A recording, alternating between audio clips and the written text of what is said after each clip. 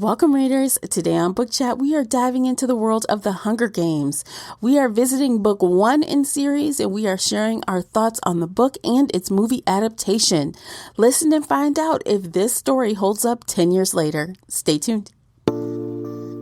Today's episode is sponsored in part by Amazon Music. Check it out. It has 70 million songs, thousands of playlists. You can listen without commercials. Sign up today and get your first month for free using the Shelf Addiction link. Go to getamazonmusic.com/Shelf Addiction and sign up today. Again, the code is Shelf Addiction. The link is also in the show notes.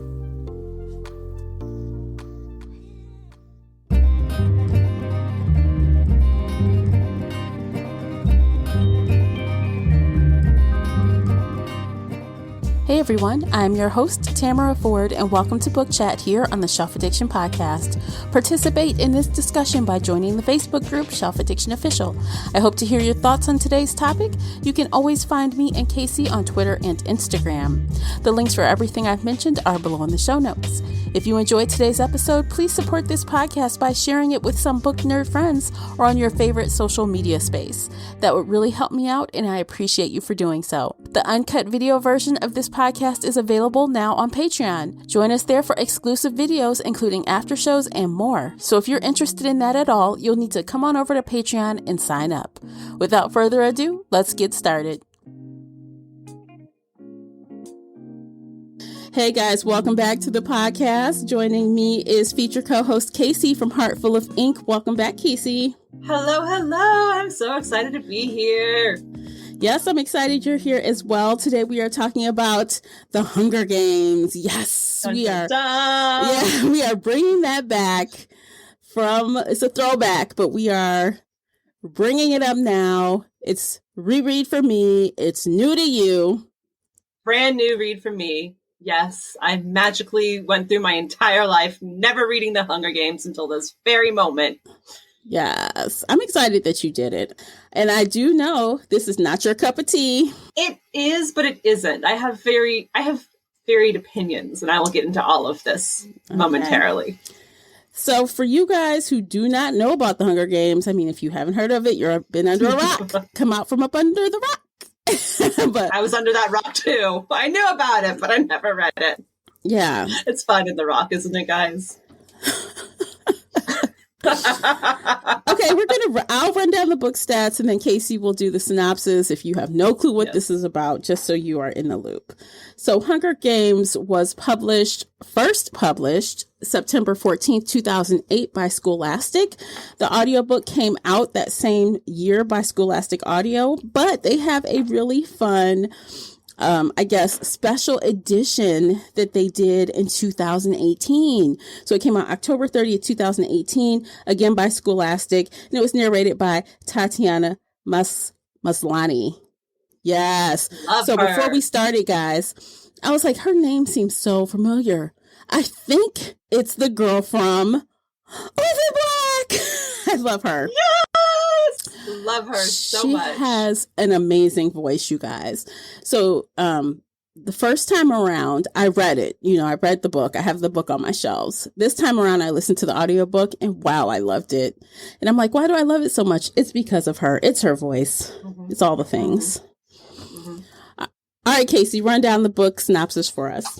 All right. The synopsis, which is on the back cover of the special edition as well, says, in the ruins of a place once known as North America lies the nation of Panem, a shining capital surrounded by 12 outlying districts. The capital keeps the districts in line by forcing them all to send one boy and one girl between the ages of 12 and 18 to participate in the annual Hunger Games, a fight to the death on live TV. 16-year-old Katniss Everdeen regards it as a death sentence when she steps forward to take her sister's place in the games. But Katniss has been close to death before, and survival for her is second nature. Still, if she is to win, she will have to start making choices that weigh against the survival of humanity and the life against love.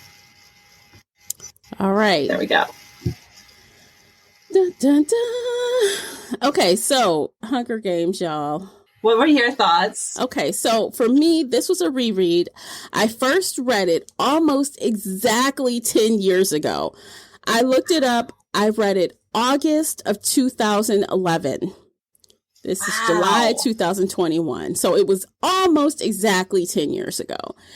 And I loved it when I first read it.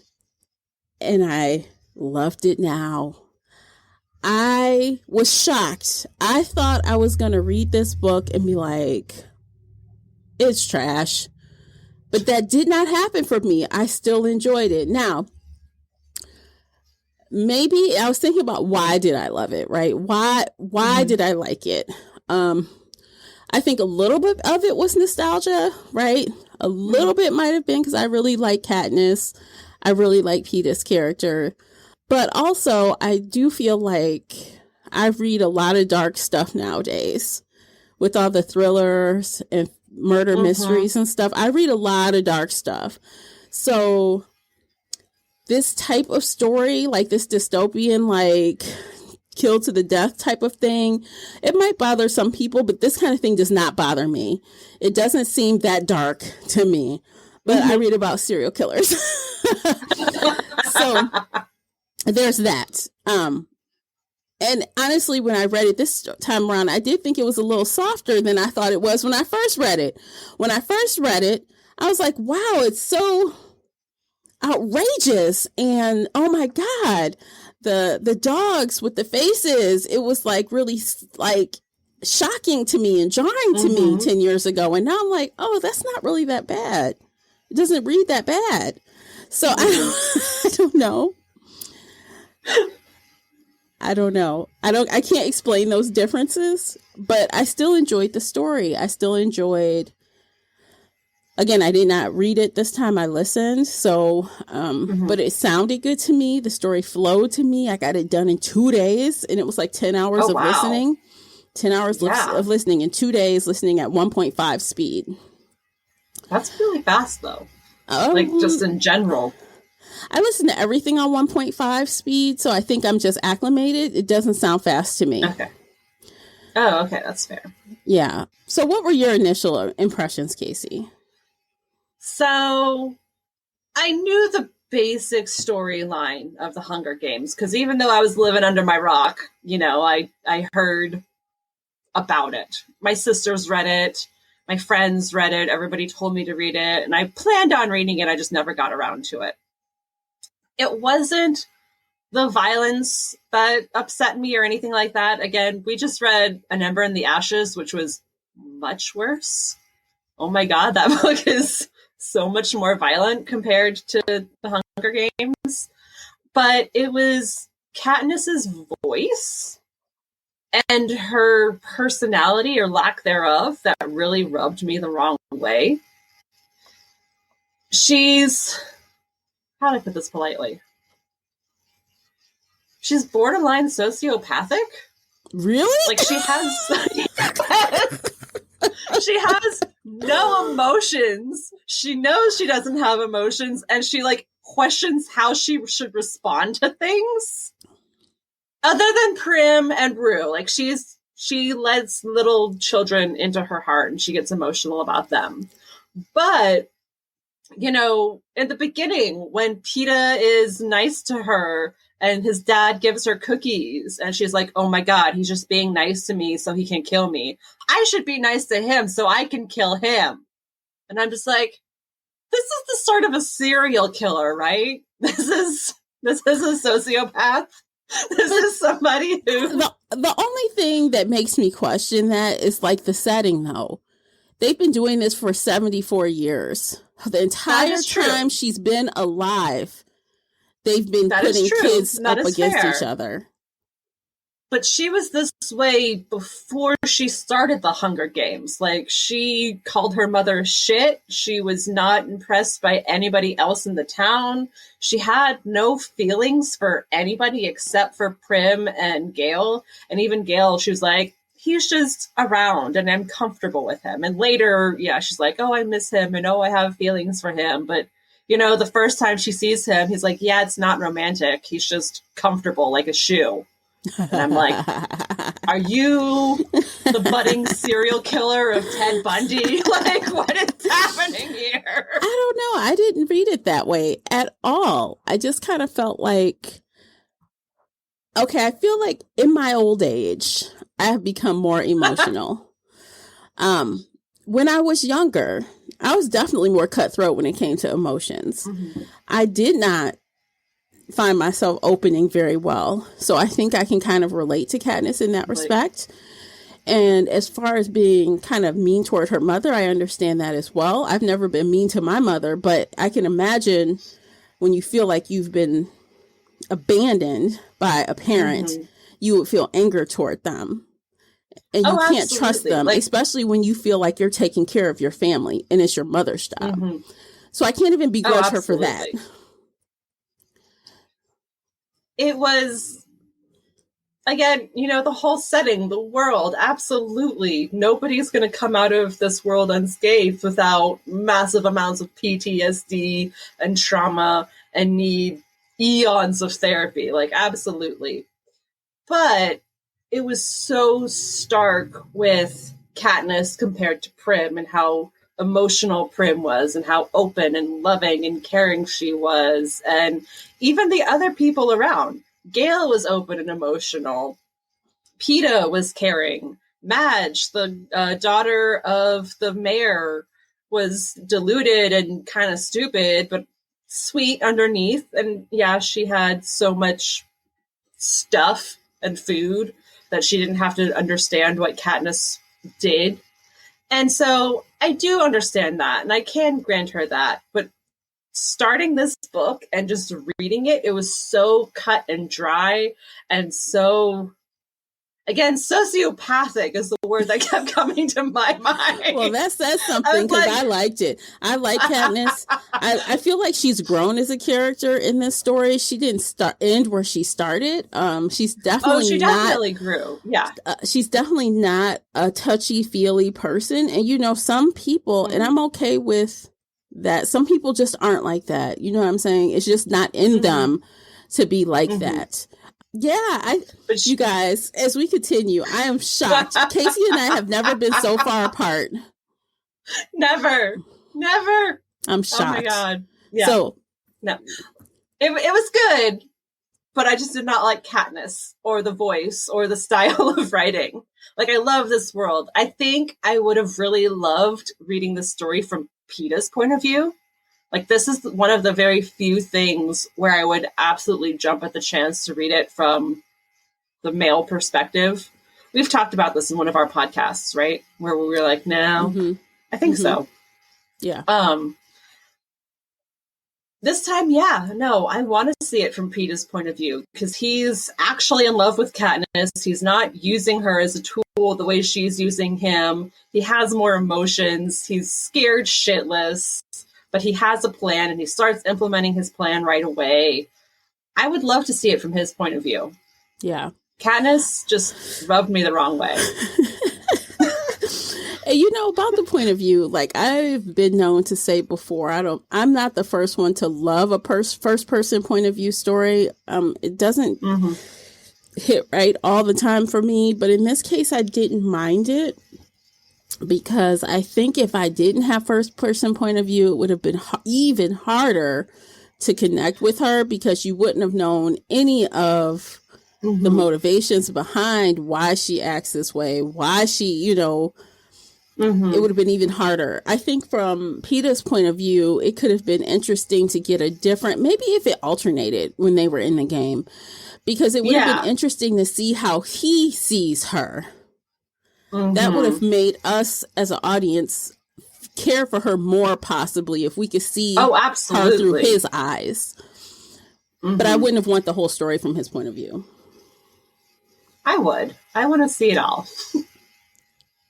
Well, you know, like to contrast that, though, mm-hmm. in the movie, that is what happened. We kind of got to see from different perspectives in the movie versus the book when it's only mm-hmm. Katniss's perspective. Yes. And I enjoyed the movie quite well. Like, it was very much just her personality in the book that was rubbing me the wrong way. Jennifer Lawrence felt much softer in the movie than she was in the book. Although she had that cold, remote, like deadly vibe going for her, the rest of it was softened because, you know, we're not in her mind going, he's being nice to me, so I should be nice to him so I can kill him. Let me throw the cookies out the window because niceness is just going to kill me. And I'm like, no, please stop. Like, I understand your life is trauma and traumatic, but they didn't even have that scene in the movie. They didn't even have that scene. They didn't. And I get it because honestly, and I understand where she's coming from. I do, because you watch these games on TV. You're forced to every year. Everyone watches, like the damn Olympics, right? This is what you do. And as someone who knows that they may be thrust in there at any given year, you try to learn from what you're seeing on TV. You want to win. You don't want to die. Yeah. And I do think, like in the book specifically, yes, you know, Prim was softer and more emotional, but I think that's actually because of Katniss. Like the scenes with Prim, she treats her in a way that is kind. But she doesn't treat anybody else. Right. Yeah. So that tells me she's not psychotic because she treats her sister with love and affection. It's Prim and Rue, and everybody else is just a tool for her to use. I don't know. She likes Peter. She does. She likes him. She doesn't want to admit it because she does. She doesn't want to admit it because if she allows herself to like him, who wants to kill someone you like? If you're going into a game where you know one can come out, I promised my sister I would try to win. That means I'm killing people. That is a fact. And I don't care if you threw me some bread. That's nice, thank you. But if I have to fucking kill you, I'm not going to want to befriend you. I'm not. That's fair. It makes it harder. Why would I do that to myself? But even at the end, after they won and, you know, they're coming out as the couple and on top of everything, it really, to me, felt like she was still using him and viewing him as a tool. Mm-hmm. Like, he's just a bow and arrow to her to make sure she's safe and her sister is safe. It's not that she likes him or hates him or... I think she likes him. I think she doesn't more know. Indifferent? Yeah. I think she likes him, but I don't think she knows she likes him. Like, you know what I mean? Like, okay, he's cool. Mm-hmm. We got along. We were able to do this thing, but I don't know if these feelings that I was pretending could be real or not. Because I was playing a game. So she has no idea how she really feels about him because in her mind, she was playing a game to win. So that's fair. I don't know. I'm thinking as a young person, as a 17-year-old or whatever, you don't know what the fuck is going on. You're like, I'm playing this game.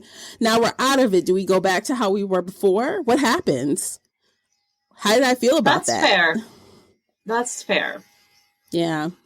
I don't know. I just feel like I have a softness toward Katniss because I feel like I said, I was not, and I'm still not really very emotional, but I've gotten a lot softer around the edges, so to speak. My edges used to be sharper.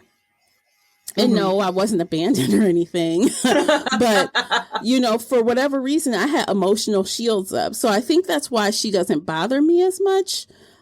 I don't know. I just like her. I feel for her. Like, I feel like that's a shitty situation. And it's like, I know if I were thrust in the Hunger Games, people be like, that bitch is the baddest bitch because she don't like no fucking body. And that is how I would act. I would vote for you. I would bet money on you winning the Hunger Games. 100%. I mean, how big is your will to live is the question. And yes, that's true. Do you want to be a martyr? Like Peter at the end, he's like, look, I'm about to die. And I think the book handled the ending part a little better than the movie because in the book, you could tell like Peter was about to die there. In the movie, he was running and stuff at the end. He wasn't like on death's door. In the book, he's like, look, just kill me. I'm going to die anyway. Right. So he's taking one for the team, basically. In the movie, it wasn't quite like that. No, again, this is why I want to read it from his point of view, because he's so emotional, because he loves her so much, and he's ready to die for her so many times. Like, but especially right there at the end, he's like, this is it. You win. You go. Kill me. It's fine. It doesn't matter. And no, I still see her as using him as a tool. Like, I never felt the connection from her side in the movie or in the book. It really always felt to me like he was just a tool for her. Less so in the movie. Like, again, Jennifer Lawrence did an amazing job softening her edges and making her a little more approachable and likable.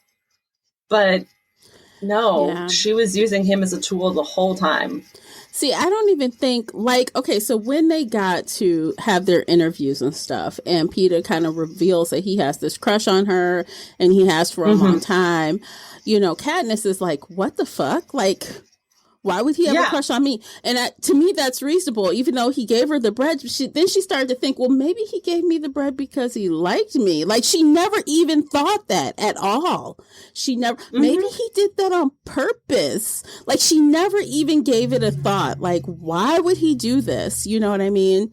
So suddenly she's like, well, does he like me for real? Like, maybe there he's were for real. a few parts in the book specifically, I think around then, and then one time in the games when she first realizes that he's working with the careers, and she's like, how am I supposed to react to this? Like, am I supposed to smile? Am I supposed to be amused? Am I supposed to be angry or upset and cry?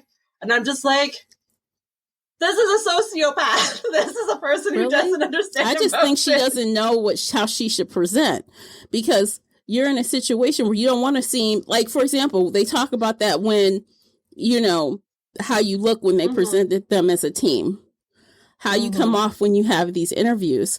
You don't want them, you know, what's his face tells them, hey, don't show your strengths right away. Don't show it. So she doesn't know. Should I be soft? Like, for Peter, it's natural for Peter. He's like one of those people that are like really charismatic. It works for him. It's easy. She's very insecure in a lot of ways. She doesn't know how to present herself in certain situations. She doesn't know, should I be hard or soft? Yeah. And I think that contributes to what you see as being a sociopath. But I think it's just insecurity. She doesn't have that range of emotion yet because of the situation, her personal situation. And she doesn't know how to schmooze people. Like, I know when, for example, and I'll use my own self as an example, you know, when you first start in the job market, you have your first professional job, especially as a Black woman.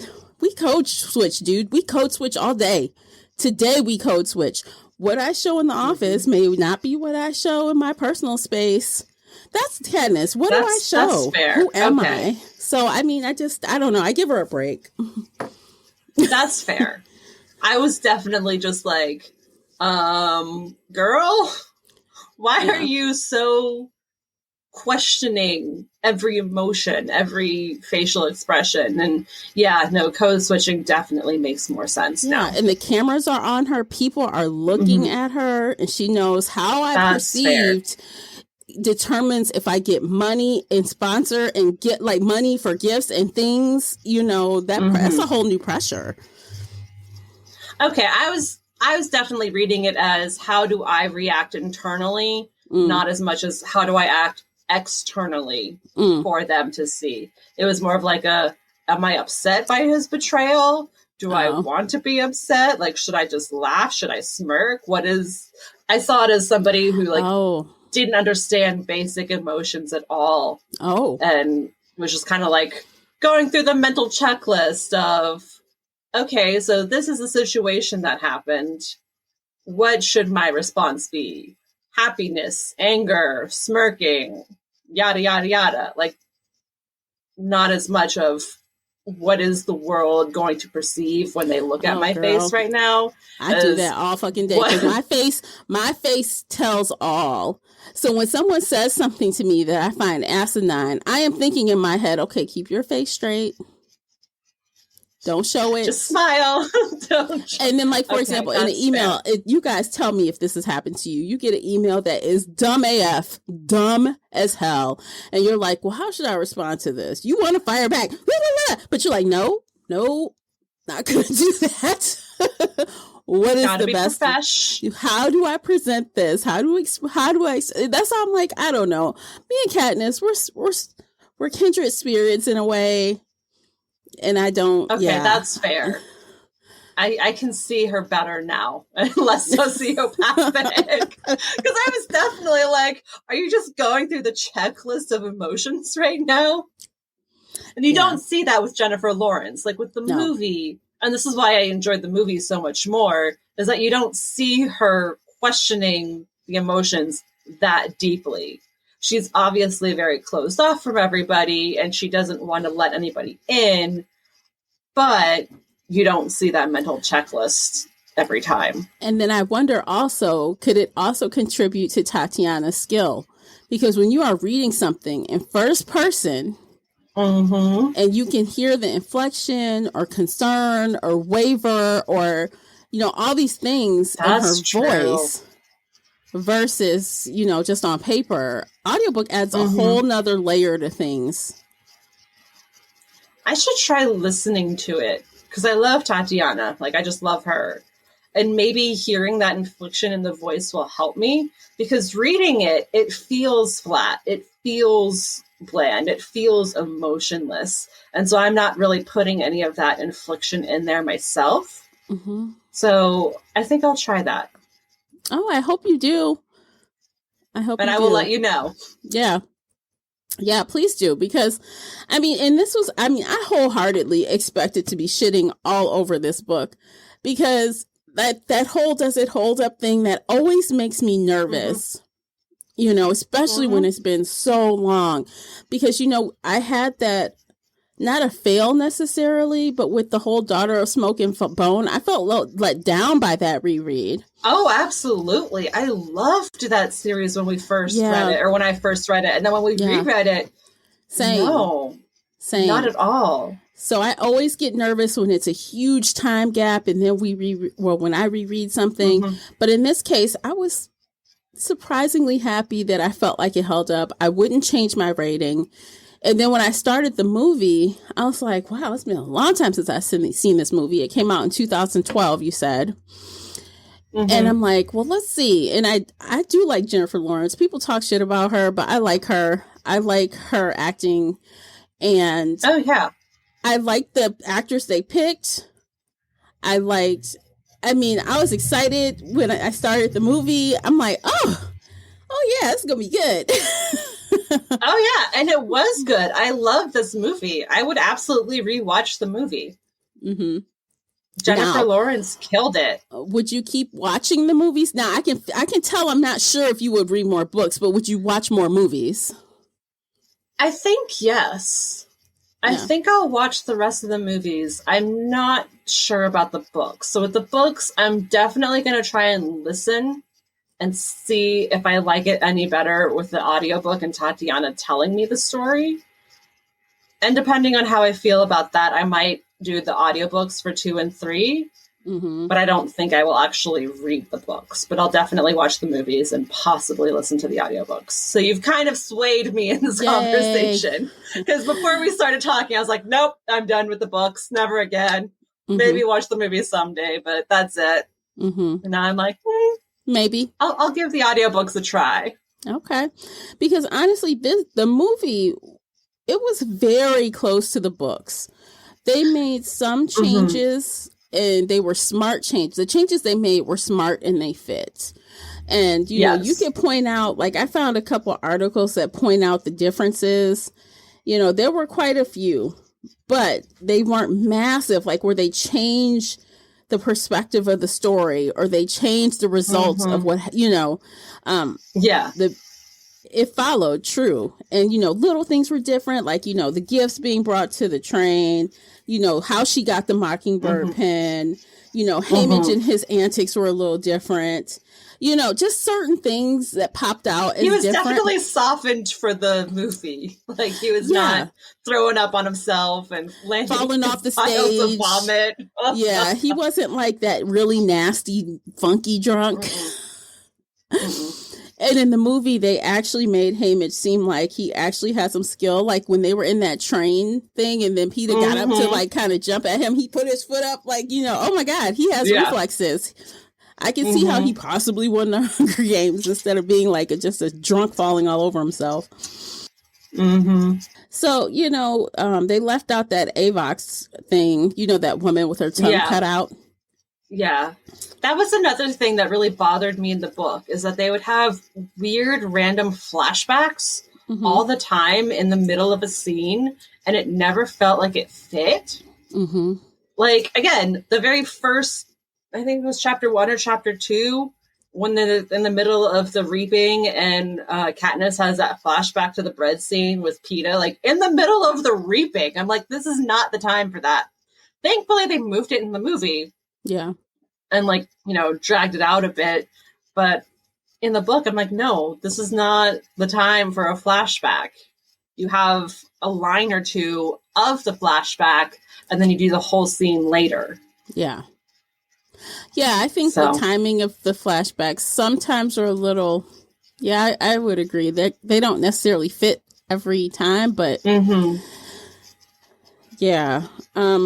Oh, and this brought up something else that I remember was like so much drama in 2012 when the movies came out. Do you remember this? So when the movie cast was announced and then when the movie came out, some of the diehards clearly, in my opinion, didn't read the fucking book because they were very upset about the actress they picked for Rue. They were upset about Thrash. I'm like, what the fuck is wrong with you? Did you not? And then when I read the book, I'm like, it clearly says they are black. It says. It does. I was looking for that because I remember the whole shebang. Yeah, no, I was looking for that in the book. And it says they're black.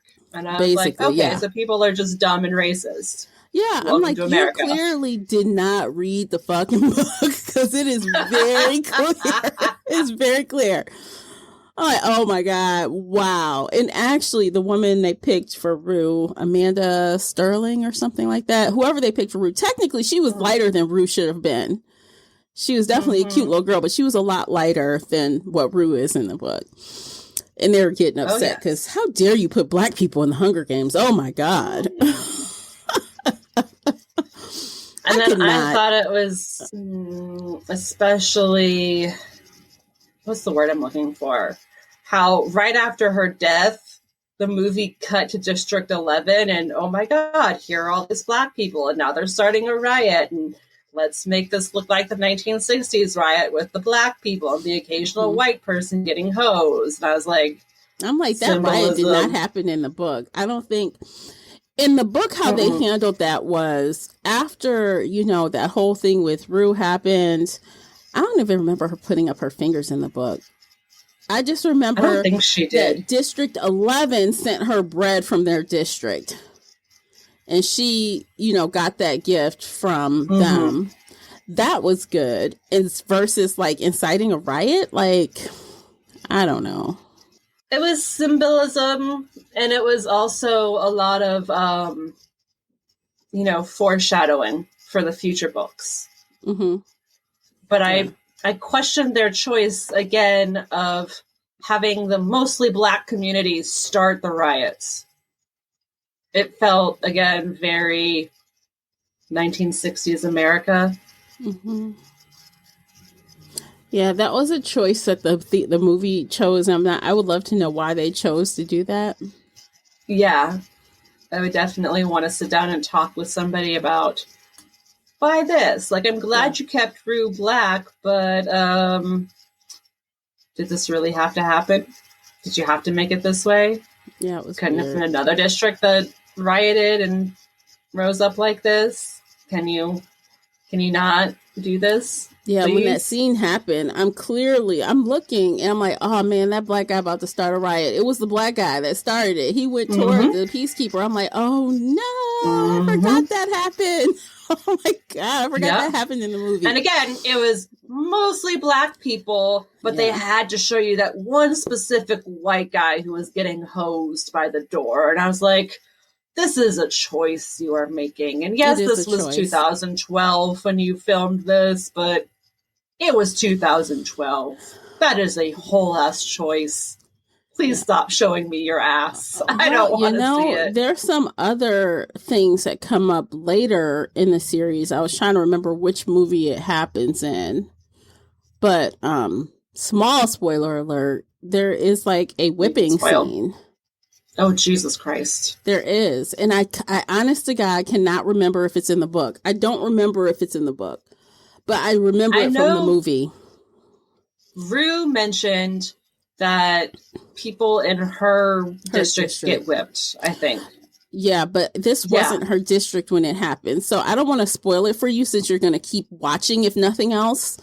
Okay. But I remember, I don't think it was in District 11 because of what happened when that happened.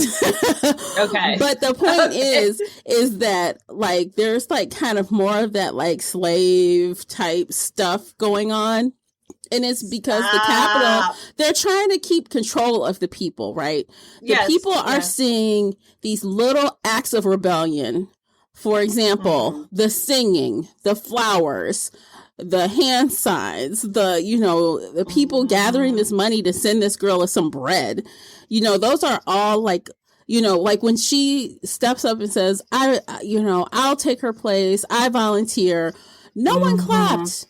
And in the book, they were clear to let us know that was an act of rebellion by not doing that. Yep. So slowly, bit by bit, the girl on fire starts a rebellion from her little acts here and there.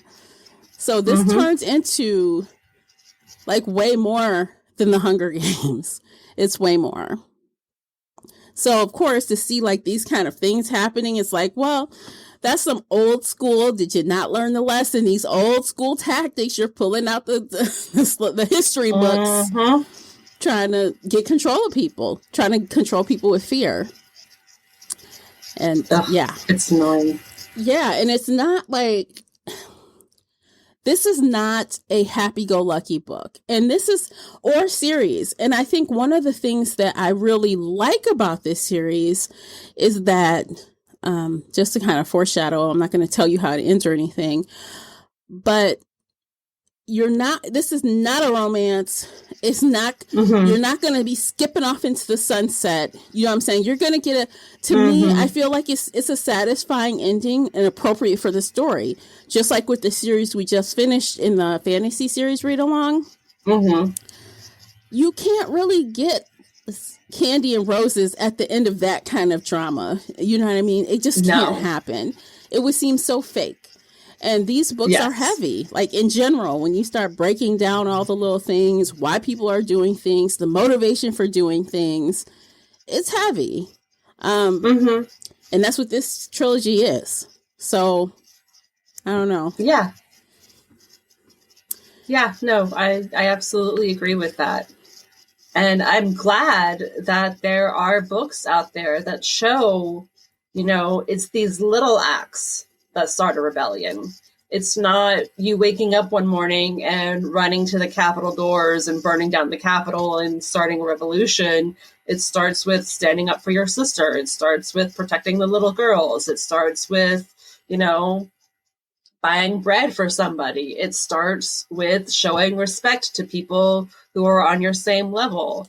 And it's not going to end with rainbows and unicorns and happy endings with everybody alive. Like it's very realistic in that sense. And I do appreciate that. Yeah. Yeah. Oh my gosh. I really enjoyed the movie. I really enjoyed the book. Like I watched that movie last night. So it is really fresh in my mind. I watched that and then went to bed. Like, whoa. Yes, I watched it last night too, and I was like, "This is good." Yeah, I did like the cinematography, the music, although if I had to critique one thing about the movie, it would be sometimes the score was so loud. The score and the music would be like really blaring. And then this next scene, you'll have the tone or the volume of the talking would be much lower. So it's really, really loud, quiet. And that's like jarring to me sometimes. One of the things I really, really appreciated in the cinematography was in the opening scenes where she's in District 12 and the camera's shaky and it's very, it's almost like you're seeing it from her point of view as she's having her anxiety attacks because she just can't deal and everything is awful and dark and dirty and, the camera's just all over the place. And then as soon as she gets to the Capitol, it clears up. The image is crisper. The camera isn't shaking at all. It's bigger and brighter and prettier. And that was just one of those really subtle ways of them showing the difference between District 12 and the Capitol. It's just like the camera movement itself. And I thought that was fantastic. Oh, yeah. Whoever the director and the camera people and the editors, they did an amazing job with this movie. They did. Yeah, it was really good. Like, I think the whole thing about I think the movie did a much better job showing us like the Capitol versus the book. Like the Capitol was extravagance. And we got that through descriptions of food in the book, right? We got like all the rich and indulgent foods and people just around eating and laughing and teeing over things that they shouldn't be laughing over. But like to see the vibrant makeup and the costumes and the buildings and, as the train speeds into the Capitol, they're looking like, wow, look at this. It's very night and day difference, the color change, like you mentioned. And it's kind of important to show, well, look at how much wealth, everything is shiny and pretty and wealthy versus everything is dirty and unstable. Shaky camera, unstable, and everything you're starving else, to death. You're starving. Yeah. So it's like two extreme situations. Yeah, no, in the book she would try to describe the Capitol and the people and she'd be like, this man with his orange hair and this woman with her green skin. And it was weird, but once you see it in the movie, it goes from weird to like, oh, it's over the top crazy makeup. Like it's, and Lenny Kravitz, his character, like he was very simple, but he had the gold eyeliner and it was subtle, but you knew exactly where he stood on the page. Like he was definitely in the Capitol. He was with them. He was well fed. He can have glitter on his face and gold and it's totally fine. Whereas everybody back in Kentucky / District 12 is dirty and blackened from the coal dust. And it's almost like in addition to that, it's like hearing about like this extreme technology that the Capitol has, from the tracker jackers to creating these dogs and the birds that can mimic you and like spy on you. And it's like, so it's like these districts like got left behind. Like they have no technology, no nothing. Yeah. So you go here and they're changing your face like this with this click change, step. Your nails are different. Your hair is different. And, we're creating fire and creating rain and creating earthquakes and drying out rivers and lakes at the snap of a finger. And it's like so extremely technologically advanced in the Capitol. It's just, it really conflicts with how they treat people. We're treating people like we're in slavery, but you are so advanced. It's like direct clashing. Which is happening in America right now. Lord, right. I know. So... which is ironic. It's like, okay, these things, they never die. It's the same. That was 10 years ago. This book was written over 10 years ago. Probably closer to 20 years. Yeah, 2008 it was originally published. Well, it was when it was published. Yeah. She was probably writing in like 2004, 2005. Yeah. If not earlier. So the more things change, the more things stay the same, right? It's like nothing changes. It's really sad. Nothing at all. Yeah, it's sad. Yeah. Like, dang, oh my gosh. And it's like, again, when you start like digging into the guts and the roots of the writing and the story and the plot, it's like, damn, that's fucked up. You know what I mean? It's like on the surface, oh, it's a game to the death. But beneath, it's all these other... It's so layered and it's so poignant for our generation, for the generations who've read this book. It's, yes, we can start a revolution, but start small. Start with kindness. Start with standing up for the little ones, you know? Yeah, in 2011, I don't know if people know what that means anymore. I mean, 2021. I said 2011. 2021, this year, you know, and last year, like this world, I don't want to get into it, but this world has changed a lot. You think we have 2 steps forward, we took a couple steps back. And we took 2 giant leaps backwards because some people are scared of needles. Yeah. Good God. This world, it's so crazy. And it's like, when you read things like this, it's like everyone has a crystal ball and can tell the future because we haven't learned anything, apparently. Nope. So, have you read the prequel book yet, or are you going to read it? Okay, so I had it on my list, but by the time it came out, I feel like I was so far removed from the Hunger Games, I did not want to read it. But now I'm going to read it. I'm going to listen to it on audiobook because the same narrator. And I'm not going to, I questioned if I wanted to continue reading the series again. I won't. I will skip to the new book because I know the new book is a prequel. Okay. So, you know, because I know what happens in the books through the end. Like, this book really refreshed me, and I started remembering a whole lot about this story. You know, about what happens next. And, like, my memory just came back to me and like whoosh, whoosh, whoosh. I'm like, oh my God. So, but yes, I think I will probably in the next book or 2. It's what, like the first Hunger Games or something? I know it takes place long before Katniss is born. Yeah, I'm not sure. It's, let's see. I just know it's a prequel. It's called A Ballad of Songbirds and Snakes. It's the morning of the reaping that will kick off the 10th annual Hunger Games.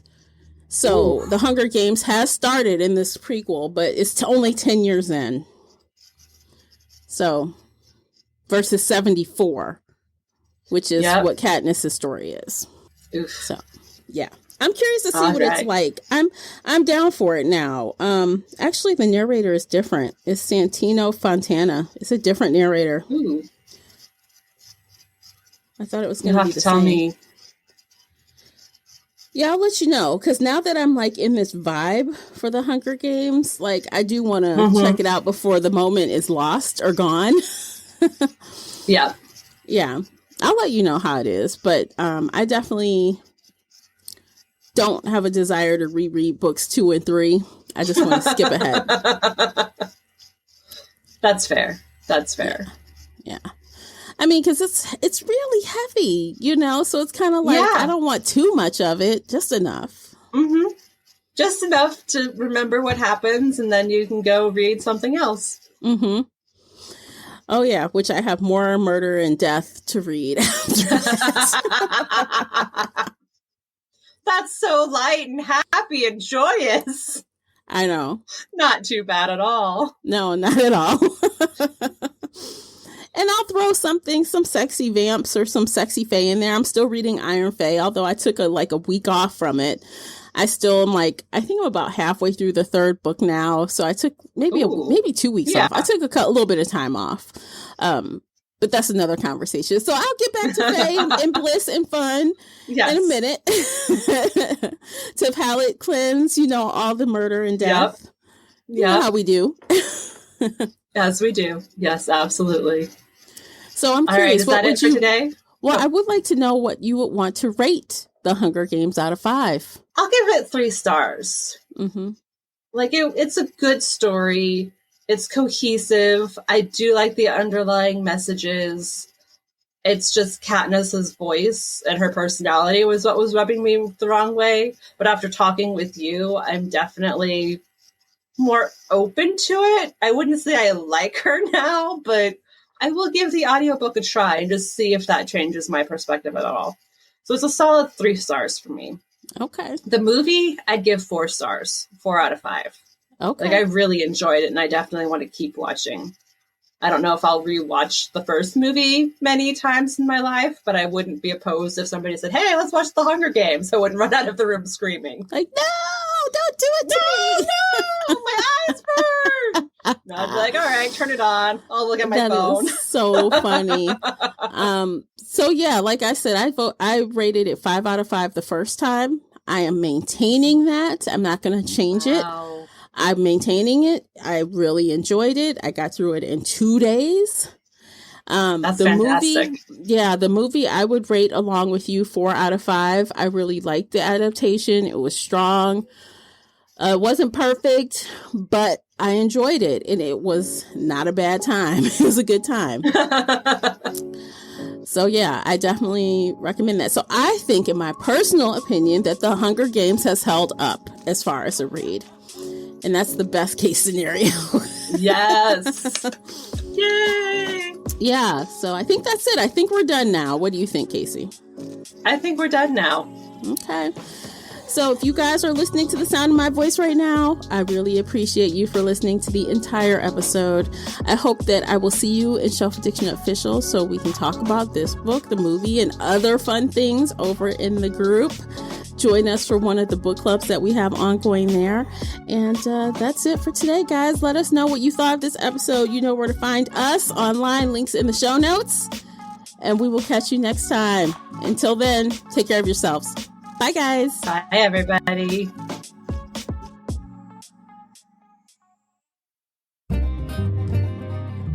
If you enjoyed today's episode and would like to show your support, there are a few things you can do. Head on over to Apple Podcasts and leave a positive 5-star review, or like this episode on your favorite podcast player. It seems so simple, but it really helps me out. You can share this podcast with other book nerd friends or on your favorite social media space. You can also join the Shelf Addiction Patreon family. For as little as $2 a month, you will help us produce even more awesome content for your ears. You can also consider joining the Shelf Addiction Official Facebook group, where we talk all things bookish and more in a safe space. The Shelf Addiction Podcast is a part of the Nerdy Maven Network. You can also reach us via email at info@shelfaddiction.com. Thank you for listening.